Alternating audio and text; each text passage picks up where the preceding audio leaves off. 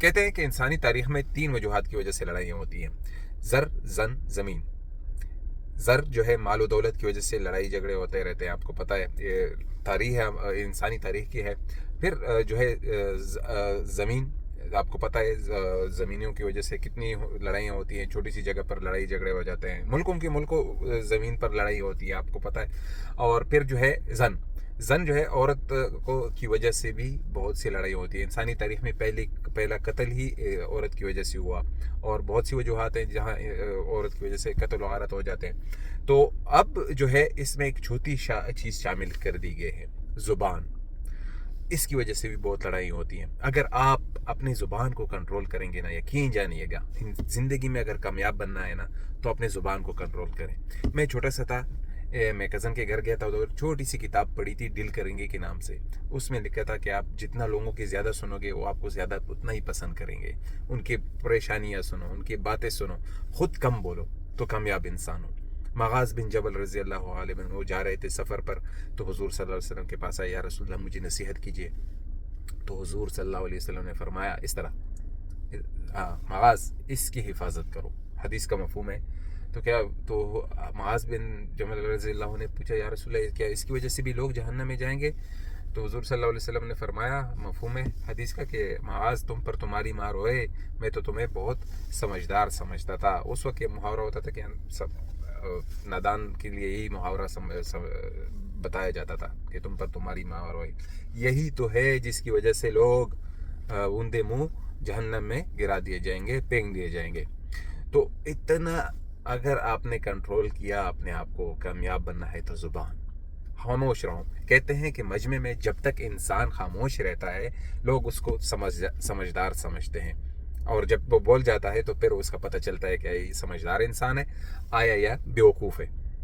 تو زبان کے کنٹرول، احمق اپنی باتوں سے پتہ چلتا ہے، اور سمجھدار انسان کا خاموشی سے پتہ چلتا ہے۔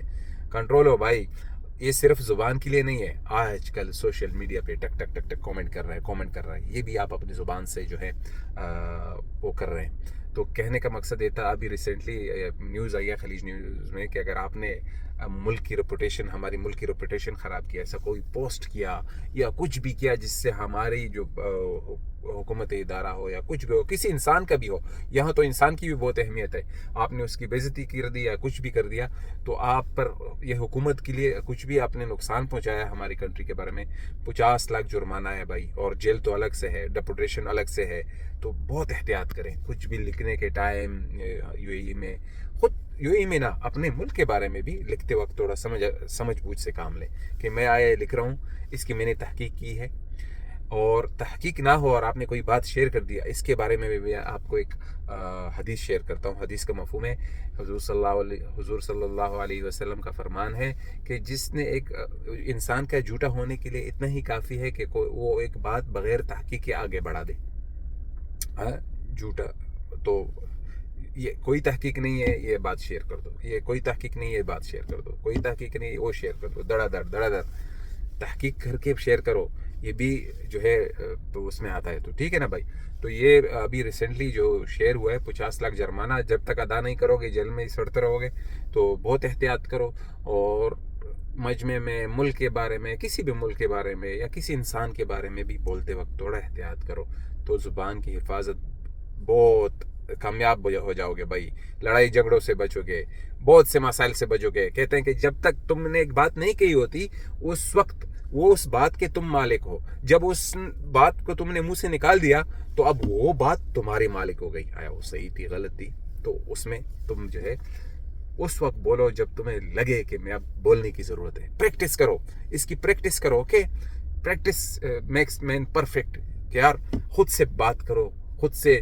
اور جتنے ہمارے بزرگ تھے، جو ہمارے کابرین تھے، جو تابع و تابعین تھے، وہ لکھتے تھے رات کو کہ میں نے کون سی بات اچھی تھی، یعنی کہ ضروری تھی، اور جو باتیں ضروری نہیں تھی اس پر استغفار کرتے تھے۔ تو یہ بہت ضروری ہوتا ہے بھائی، اتنا اسلام میں اہمیت ہے۔